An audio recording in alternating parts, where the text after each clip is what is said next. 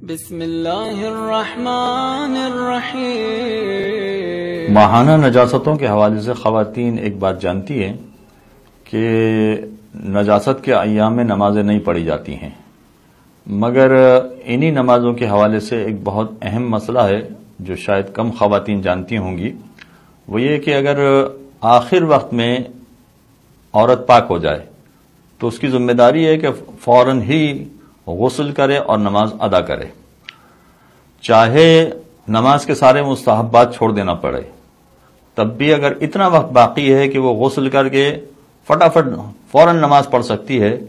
تو سارے کام کاج چھوڑ کر اسے غسل کرنا پڑے گا اور غسل کر کے فوراً نماز پڑھے، چاہے نماز میں یہ صورتحال ہو کہ اگر وہ مستحبات کو چھوڑ دے تو وقت کے اندر اندر نماز مکمل ہو جائے گی، تو یہی اس کی ذمہ داری ہے۔ یعنی یہ کہا جا سکتا ہے کہ فرض کیجئے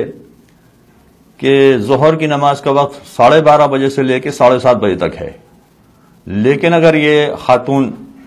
7 بجے پاک ہو گئی اور یہ فٹافٹ 20 منٹ کے اندر اندر غسل کر کے 10 منٹ میں ظہر اور عصر دونوں نمازیں پڑھ سکتی ہے، تو اس کے لیے ظہر عصر کی نماز کا وقت 12:30 بجے سے 7:30 بجے تک نہیں ہوگا، اس کے لیے ظہر عصر کی نماز کا وقت ہو گیا 7 بجے سے لے کے 7:30 بجے تک۔ اسی دوران میں جلدی جلدی غسل کرے اور اپنی نماز کو مکمل کرے۔ اور فرض کیجئے کہ یہ ایسا نہ کر سکے، غسل کر کے پوری نماز نہ پڑھ سکے، تب بھی مجتہدین کرام یہ فرماتے ہیں کہ اگر ایک رکعت بھی وقت کے اندر اندر مکمل کر سکتی ہو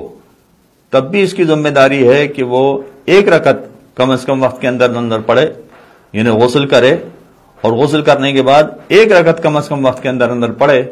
اگر ایک رکعت بھی وقت کے اندر داخل ہو گئی، شامل ہو گئی، تو ایسی صورت میں چاہے بقیہ 3 رکعتیں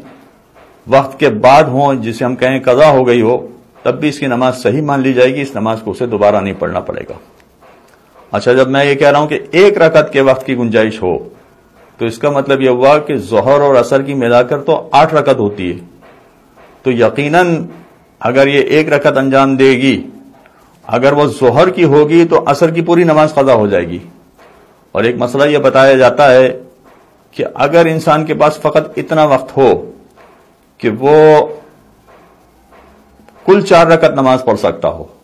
تو اس کا مطلب یہ ہوگا کہ اس کو فقط عصر کی نماز پڑھنا چاہیے، ظہر کی نماز کا وقت گزر گیا، ظہر کی نماز ایک طرح سے قضا ہو گئی۔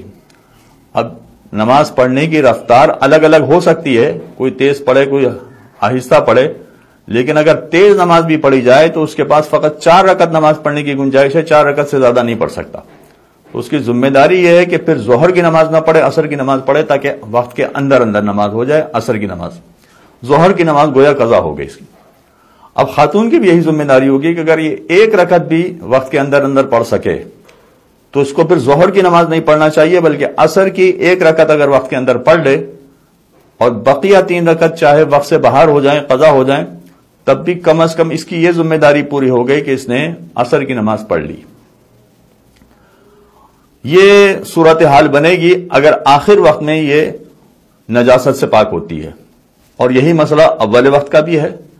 اگر کسی خاتون کو پتہ چلے کہ اس کو نجاست طاری ہونے والی ہے تو فوراً اول وقت میں اس کو نماز پڑھ لینا چاہیے۔ یعنی اگر فرض کیجئے کہ یہ گھر میں ہے بلکہ بازار میں بھی ہے تب بھی انتظام کرنا پڑے گا۔ فرض کیجئے کہ اس کو پتا ہے کہ کسی وقت بھی نجاست شروع ہو سکتی ہے۔ اب اگر نجاست شروع ہو سکتی ہے کا مطلب ہے اگر دوپہر کا وقت ہے مثلا تو یہ 1 بجے شروع ہو سکتی ہے، 2 بجے شروع ہو سکتی ہے، کسی وقت بھی شروع ہو سکتی ہے۔ نماز کا وقت شروع ہو جاتا ہے 12:30 بجے، تو اب اس کے لیے نماز کا وقت 12:30 بجے سے 7:30 بجے تک نہیں ہوگا، اس کے لیے نماز کا وقت 12:30 بجے سے 1 بجے تک ہوگا۔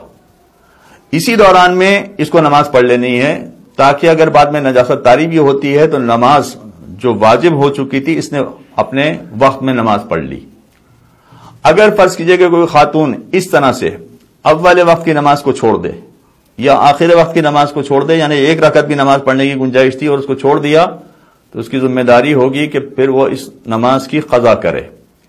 تو اول وقت میں اور آخر وقت میں جتنی گنجائش ہوتی ہے، اس میں یہ بات پیش نظر رکھنا ضروری ہے کہ پھر ان خواتین کے لیے نماز کا وقت پورا نہیں ہوتا ہے 12:30 سے 7:30 تک، بلکہ آدھا گھنٹہ، ہو سکتا ہے 15 منٹ یا اس سے بھی کم یہ وقت ہوتا ہو، اور ان کی ذمہ داری ہے کہ وہ انہی اوقات میں نماز پڑھ لے تاکہ وقت کے اندر اندر نماز ہو جائے۔ یہ خواتین کے حوالے سے